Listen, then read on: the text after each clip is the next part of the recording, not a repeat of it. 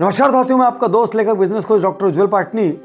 आज आप ये जानकर आश्चर्यचकित हो जाएंगे कि 3 ऐसी चीजें थी जो हमारे घर के आसपास बिखरी पड़ी रहती, जो हमारे आंगन में बिना बोले उग जाया करती थी, जो हमारे घर के सामने मिल जाए तो हम उसको धो के साफ करके कैसे भी उससे पीछा छुड़ाना चाहते थे।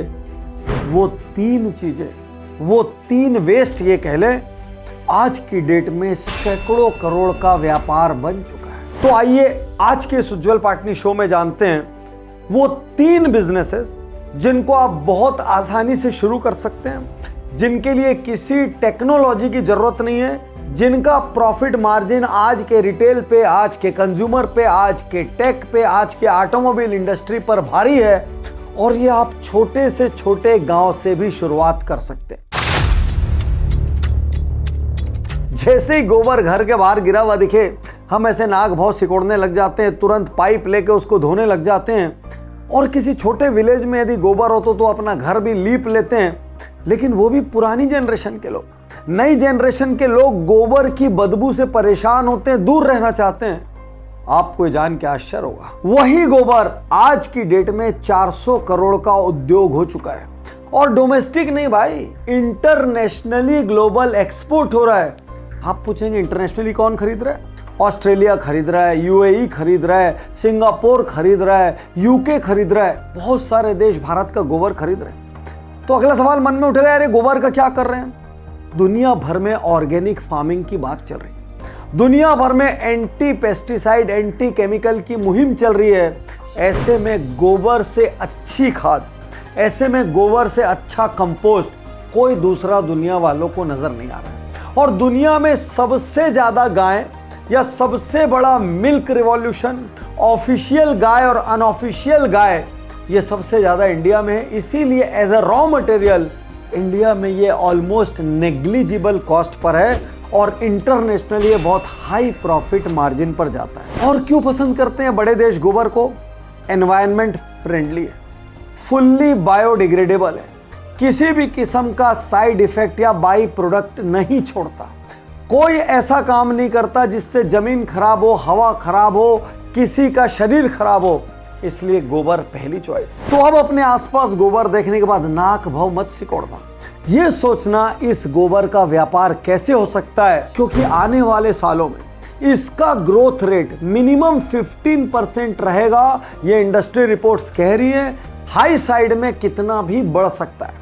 और सेकेंडली, गवर्नमेंट इस इंडस्ट्री पर बहुत ज्यादा सब्सिडी दे रही है। तो चारों ओर प्लस देखिए, रॉ मटेरियल इजीली अवेलेबल है, रॉ मटेरियल बहुत लो कॉस्ट है, मार्केट इंटरनेशनल है, गवर्नमेंट सब्सिडी दे रही है, और इंडस्ट्री प्रोजेक्शंस बहुत हाई है ग्रोथ रेट के।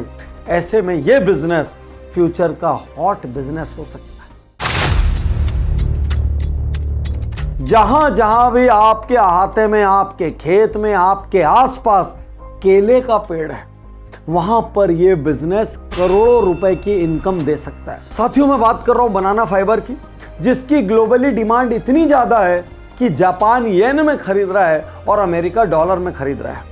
बनाना का फाइबर कॉटन के फाइबर से लगभग 3 गुना ज्यादा स्ट्रांग होता है।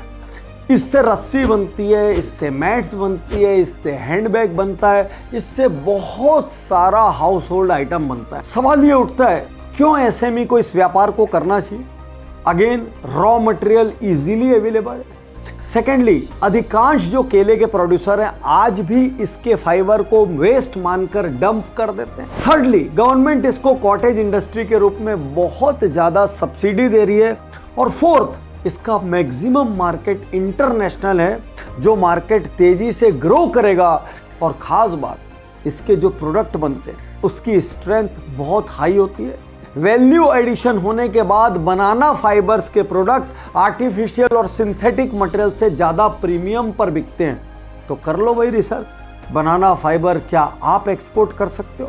क्या आप बनाना फाइबर से कोई कॉटेज इंडस्ट्री लगा के उस प्रोडक्ट को एक्सपोर्ट कर सकते हो? अब तक जो वेस्ट था ना, अब वो करोड़ों दे रहा है। आज का तीसरा और आखिरी प्रोडक्ट वो पेड़ है जो भारत में बहुत आसानी से उग जाता है। दुनिया के अधिकांश देशों की जलवायु में वो पेड़ सूट नहीं करता, लेकिन इंडिया मानो उस पेड़ के लिए सबसे फर्टाइल देश है। वो पेड़ मिरेकल ट्री के नाम से जाना जाता है, सुपर फूड के नाम से जाना जाता है। जरा याद करिए, वो लंबी लंबी डंडियां जिसको हम ऐसे खींच के खाते हैं, जो साउथ इंडिया में सांभर में डली होती है, नॉर्थ इंडिया में उसकी सब्जी बनती है और सारे इंडिया में उसका सूप बनता है। साथियों, मैं बात कर रहा हूं सुपर फूड मोरिंगा की, जिसको हम लोग देशी भाषा में मुनगा कहते हैं। पेड़ों से लंबा लंबा लटका रहता है, एक बार पेड़ लगा दो, किसी किस्म के कोई मेंटेनेंस की जरूरत नहीं, सारी दुनिया इसको लेना चाहती है। मोरिंगा के एंटीऑक्सीडेंट पाउडर बन रहे हैं क्योंकि इसमें खूब विटामिन, खूब एंटीऑक्सीडेंट, खूब मिनरल और बहुत सारे रेयर एलिमेंट्स होते हैं। तो सारी दुनिया में इसके पाउडर बन रहे हैं, इसकी कैप्सूल्स बन रही है, इसके ऑइंटमेंट्स बन रहे हैं और यहां तक कि दुनिया के सबसे अमीर लोग मोरिंगा यानी कि मुनगा की चाय पीते हैं और इसीलिए मुनगा एक हॉट एक्सपोर्ट आइटम है। सवाल ये उठता है, कौन सी इंडस्ट्रीज में इसकी सबसे ज्यादा डिमांड है? फिटनेस में, वेलनेस में, हेल्थ सप्लीमेंट में, न्यूट्रिशन में और कई कई जगह क्यूरेटिव में इसकी बहुत ज्यादा डिमांड है। मार्केट कहाँ है?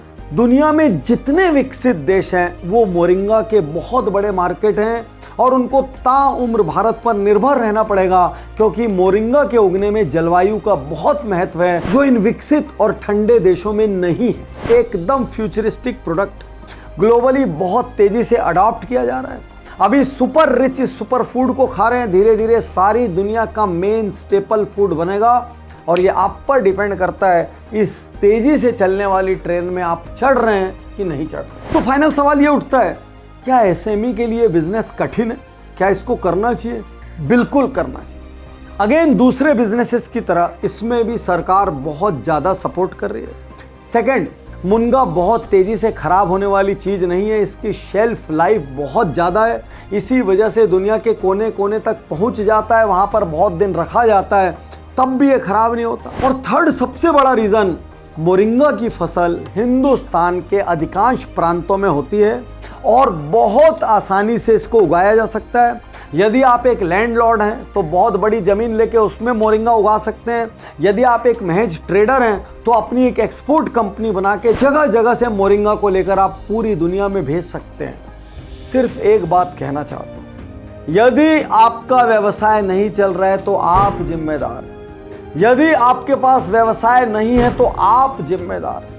यदि आपको दुनिया में चारों तरफ ग्रोथ की अपॉर्चुनिटीज नहीं दिखती तो आप जिम्मेदार हैं, क्योंकि मैं मानता हूं इस वक्त दुनिया में जितनी ग्रोथ की अपॉर्चुनिटीज हैं उतनी पहले कभी नहीं थी। फिर से एक बात कह दूं, गरीब पैदा हो गए इसमें आपकी कोई गलती नहीं है, लेकिन गरीब मर गए ना तो 100% आपका दोष है। शुक्रिया, धन्यवाद, थैंक यू।